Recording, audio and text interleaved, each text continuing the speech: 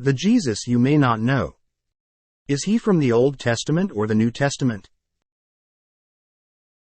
There are more than 300 predictions about Jesus' first coming in the Old Testament. There are types, or pictures, of him in the Old Testament. Sometimes he shows up in the Old Testament. These are not just a collection of stories, they are preparing us to know Jesus who will be introduced in the New Testament as he comes to earth. Is Jesus in the Old Testament or the New Testament? He's in both. That's what we may not know about Jesus. Jesus, the seed of the woman. The first presentation of the gospel in the entire Bible is found in Genesis chapter 3. God created Adam and Eve for fellowship with him.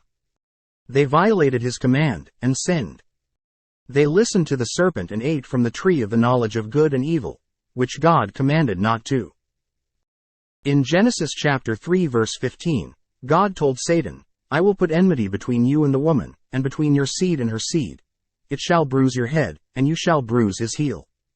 This is what it means. God told Satan that one day, a seed of the woman, who would be Jesus, is coming. Satan will bruise his heel, but Jesus will bruise his head. When Jesus went to the cross, Satan bruised his heel. When Jesus returns, he will crush Satan's head.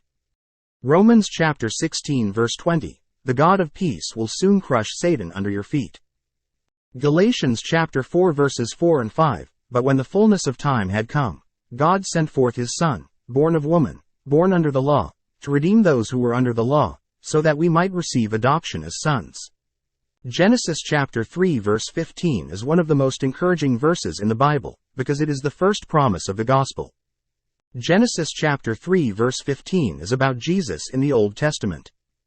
Jesus is going to defeat Satan and bring us back to the family of God.